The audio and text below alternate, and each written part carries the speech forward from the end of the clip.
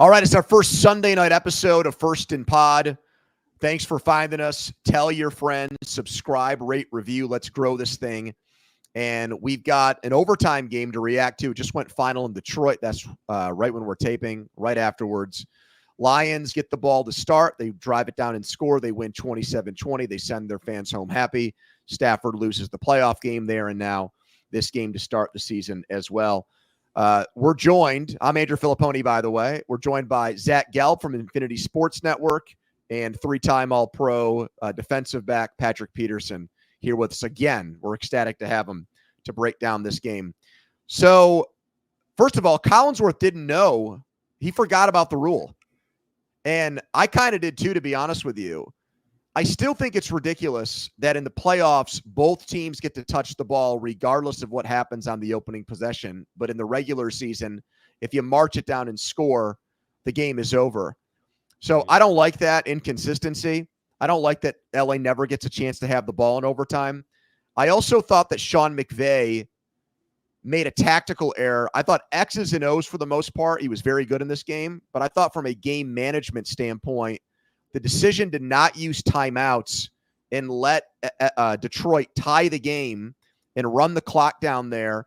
And you've got, 3 timeouts in your back pocket in 17 seconds. That wasn't enough time for Stafford and the offense to drive downfield and try to win the game in regulation. Pat, it was like the Rams wanted the game to go to overtime. I don't know why. Why would you want to go to overtime when you have that quarterback who's played so well in the second half and not use your timeouts on defense, hold Detroit to a field goal, and then have a 2-minute drill offense to win the game on the road in regulation?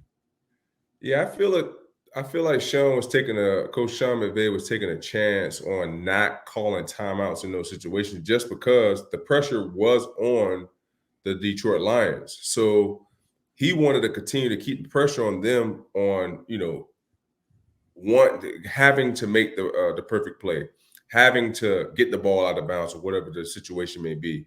The pressure was on those guys to not communicate, but to consistently be on cue to march the ball downfield. So therefore, he did not want to give them any time to draw up the perfect play because the pressure was on the Detroit Lions the entire time. And I believe they were playing for overtime, looking at the situation, allowing Detroit to drive the ball down, not burning any timeouts. They was playing for overtime, hoping that they would have got the ball first. That's my assumption, hoping that they would have got the ball first and that they was trying to do what the Detroit Lions ended up doing in overtime, which was marching down the field behind their offensive line and David Montgomery ending the game in a touchdown. The only explanation I have for it is if you go back to that Seahawks-Patriot Super Bowl, that like what Pat was saying, the pressure was on the offense and everyone was like, oh, is Bill going to call a timeout? So maybe it made the offense think more, and Goff almost threw an interception there and the defensive back just didn't reel it in. So that was the first thing I thought of, but I was with you, Poni. I was surprised a little bit that he didn't take his timeouts there. The only other thing I thought of was, did he think, I'll take the field goal. I'm fine with them tying the game. If I give them more time, they're going to score a touchdown here, and I'm going to lose the game in regulation. That's what I was thinking for sure. Yeah. So that was part of it. If I'm the Rams, I thought defensively for the most part they played a good game. The Lions are going to leave this game with Amon-Ra St. Brown doing virtually nothing. You had Sam Laporta have a very quiet game. They pretty much could not run the ball, and that is why David Montgomery got a touch on the first possession of the third quarter and then didn't touch the ball for the rest of the second half. They get to overtime. They go back to their power run game. It was crazy to me, even though it did not work in the first half, Pat, that this team with probably the best offensive line in football that wants to be such a physical team with a 2-touchdown lead, they're up 17-3. They did not want to run the ball at all in the second half. And it almost came back to bite them because Goff played by his standards, played a very careless game in the second half. So I don't know if it was something we'll find out in the post game. Did Dan Campbell say to Ben Johnson, look, I want to go back to the physical run game in overtime because that ended up being the difference. They had no answer for David Montgomery once they went to the power running game in the overtime, Pat. Yeah, I agree. I agree with you 100%. It did look a little awkward when they had the lead.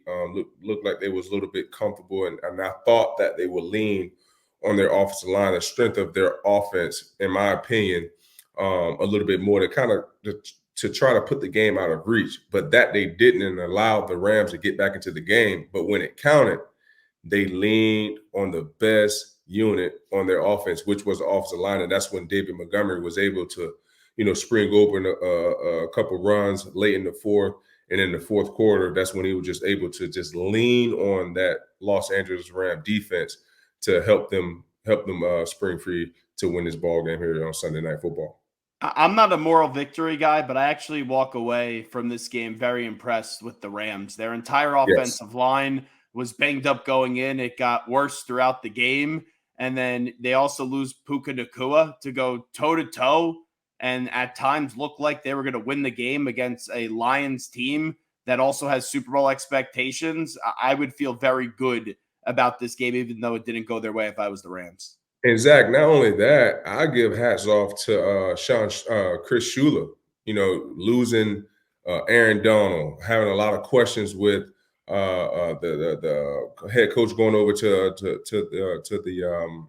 the Falcons. Raheem Morris, yeah. Yeah, Raheem Morris going over to the Atlanta Falcons. Big questions in the secondary. I thought those guys played really, really solid overall as a defense to give them some type of hope moving forward. Well, I agree with that point. I thought the Rams defense played above its head in this game, given some of those things. Here's where I'm going to disagree with you, though, Zach. If I'm a Rams fan, I'm livid because two of their most important players, in my opinion, got injured on a play that should have never happened. It's 4th and 4. It's a 3-3 game in the second quarter at the 23-yard line. You kick a field goal there, you go up 6-3. Instead, the Rams go for it, and they lose their left tackle Noteboom on that play, gets carted off the field. Nacua gets hurt, tries to come back, can't, and then he's got to get carted out of there. Mm. If they kick and Noteboom stays in the game and Nacua doesn't get hurt, I think they win. Now you got to worry about both of those guys long term. The third string left tackle had no prayer against Hutchinson, so that screwed him up. The play that Stafford missed Cup on was because the left tackle got beat by Hutchinson at the end of regulation. And Pat, you played against Nacua as a rookie. Yeah, he is, and I know this is going to sound like hyperbole. He reminds me so much of Hines Ward. And now you lose that guy. Who knows how long he's going to be out for? Demarcus Robinson played a good game. But I just don't understand, why are all these coaches going for it in situations like that? It's not 4th and inches, Pat. It was 4th and 4. I think you got to kick there and take the lead. Yeah, I mean, analytics nowadays, you have so many voices. You buy into that, Pat? Are you an analytics guy? I am not an analytics guy. And I today, I'm in my front room watching every game that came on pretty much today. I'm like, why we won't kick the field goal? Let's just take the points here. Let's just punt the ball here. Like the Jacksonville Miami Dolphins game. Like, you understand the Miami Dolphins are taking over this game. The momentum have shifted to their side. So why are we going for it? I can't remember what the situation was. I think it was like 4th and 2. Yep. Why are we going for it on 4th and 2 on our own 25-yard line? That makes no sense to me. And they did it, and Travis Etienne wasn't able to get the first down, and that that was a big turning point in that game that helped Miami eventually winning that ball game. So it's just weird to me that I am an analytics guy, analytical guy, but at sometimes you got to put those papers and stop listening to those voices that's in your headphones. I want to know the numbers, but I also need to trust my gut a little bit. And here's the part that annoys me. I think today was the first time, it was during the Cowboys-Browns game, where even Kevin Burkhardt said, oh, the numbers actually say to kick the field goal here slightly. I feel like the numbers always say, go for it, go for it, go for it. I never hear him say a punter or take a field goal. That was the first today. Right. If it was last year's playoff game between these two teams, I would have understood it better. But both defenses had played well enough. It was 3-3 late into the second quarter. There was no reason at that point for Sean McVay to think, if we don't score a touchdown here, I'm going to start to get behind Right. here in a crazy shootout. So that to me is just a costly play that might get overlooked in this game that I think could have a major consequences for the Lions here, or for the Rams, excuse me, long term. All right, Pat, while we have you, we got to get to the game today in Cleveland. First of all, it was Tom Brady's broadcasting debut. Mm-hmm. I thought he was afraid to criticize. Now, Pat, this is a new role for you where you're talking about football. I understand it's probably awkward. Now you didn't like it when you were on the other side of player. Now people are nitpicking you and picking you apart. They're paying you $30 million a year, Tom. You got to do it. You've got a quarterback out there, Deshaun Watson, who looks like he's melting down. We need real analysis. We want you to rip people on here. So go ahead. You don't have to be mean-spirited about it, Pat, but Right. you got to tell people want to know why this guy is struggling so bad. And I just thought he was gun shy about it. And that was a big letdown for me from that game today. I wasn't able because I had the Try TV on today. So I wasn't able to, I was in and out listening to Tom, commentate throughout the game. I thought early on he was solid, but like I said, I was very in and out from the criticism not criticism, the commentating that he was able to give the viewers during that game. But for me watching the game, I just felt like Deshaun was just a little off, man. I won't say he played awful, but he didn't play good, So, it just seemed like he wasn't never in sync with his receivers. Offensive line didn't give him enough time. Credit to Mike Zimmer and the Dallas Cowboys defense. They definitely gave him a bunch of exotic looks by moving Parsons around a lot, just putting a lot of pressure on the offensive line. But, in my opinion, I think the Cleveland Browns going to have a decision to make here in the future as far as their quarterback, because I haven't seen much of an improvement when Deshaun Watson is in there at the quarterback position. Front office got some decisions to make. I won't say he had an awful game, but he definitely did not have a good Pat, game. is it mental? Is it psychological? I mean, do you think it's with him more than just the physical part of the game? I mean, for me, looking at Deshaun, it just seemed like it may be mental. It doesn't seem like he doesn't seem like the same Deshaun that we saw in Houston. He doesn't seem like that same fiery guy. He doesn't just seem like he wakes up. And I want to get this all out of turn because I saw what Deshaun Jackson did about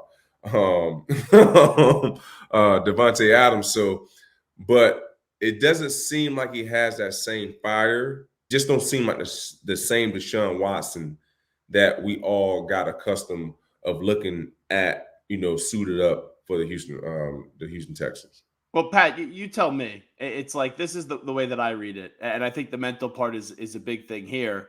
He was so great at one point. The last time he had a great season individually was 2020. Now it's 2024. I think once you don't display that greatness and everyone's like, hey, when is it going to happen? You still keep on trying to chase those golden days for him. Yeah. And when you start to chase, that's when you end up cooked, when you don't have the answers. And there were times today, and I know he suffered some personal tragedy, obviously, 2 days before the game. But I just thought there were times where he just looked like he had a blank stare on his face and he had no answers. And it was like, oh, I'm still trying to be that great player, but I just don't have it. Yeah, I agree with you. And that's one position, especially at the quarterback position, that you don't want to try to chase those great days. You kind of got to let the defense take what the defense give you. You know what I mean? So there's not a situation as a quarterback that you feel that you have to press the issue unless there's a gotta have it moment. And in moments in that game, I feel like it wasn't a gotta have it moment until mid third quarter, where the game kind of started to get out of hand. Well, for the Cowboys, they got the Dak Prescott thing done an hour before games kicked off. It's a record-setting deal. It's $60 million. I had very little belief that it was going to get done, Pat. I thought the guy wanted to go into free agency and let people bid on his services in the offseason after having what you would think is another big statistical year. So he gets that done, and then they go out and they spank this team on the road as an underdog. They weren't even favored to win. So it's just a glorious day for Cowboys fans. The Dak contract, look, I understand it's his turn to get paid. His numbers are very good. They win 12 games every year. So if he wasn't going to get paid as one of the highest paid quarterbacks by the Cowboys, someone else was going to do it. I'm not arguing that. Yep. What I am going to argue, though, is he gets 60 and the next highest paid guy is 55. So he gets a $5 million bump off of Joe Burrow. And again, if they weren't going to do it, probably another desperate team like the Giants or you name it, we're going to do it in the offseason. Pat, I just don't have, other than Tony Romo, I can't think of another quarterback who consistently won regular season games, put up good numbers, and yet when I say he had no playoff success, I mean it. I mean, even Phillip Rivers went to AFC Championship games, even though he never got to a Super Bowl. What's that? So you got Kirk Cousins. Right, but I would argue Dak's done more winning than Kirk. I think their numbers are similar, but Dak's winning 11, 12 games every year. Mm-hmm. So it's just, to me, it is a conundrum because on the one hand, you're like, we can't do better than this guy. If we let him walk, we're going to draft someone who's going to be this productive. But at the same time, he's 31 years old. I look at him and I don't see someone that is going to get the Cowboys to a place they haven't been since the mid-90s. That's my take on it. I mean, Poni, honestly, you might be right. I like Dak as a quarterback. I don't know if he will ever, get the team to the promised land as Jerry and all of America want the Cowboys to be. But at the end of the day, we're in the golden days of the money have to be spent somewhere, right? And 9 times out of 10 is going to go to the quarterback, right? And this is America's team. They're always going to want to make a splash. And that's how they wanted to make a splash. They wanted to make everybody think that the deal was not going to get done. I'm sure that this was already in the works, weeks ago. But now they wanted to make it a deal. Far as, news per se, right before the game. Yeah, we just did this deal. I saw Dak Prescott doing an interview with Aaron Andrews. What's the girl? Aaron Andrews.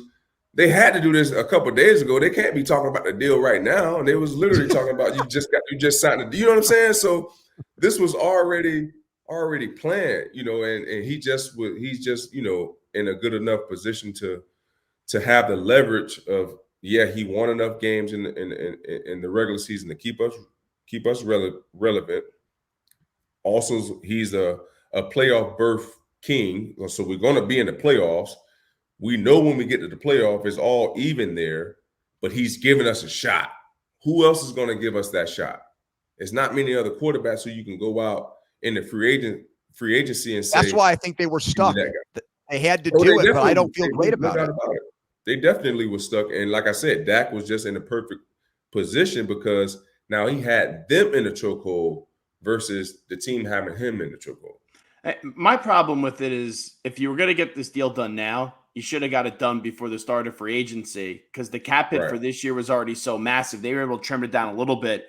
They could have moved that money around a lot more if they just gave him the deal before free agency. And then the Cowboys could have actually have been all in, like Jerry Jones was saying they were actually going to be, which we know wasn't the case. Pat, you're the man. We look forward to doing this with you, brother. Thanks for your analysis again on First and Pod. Anytime. All right, Poni and Zach, you guys take it easy, baby.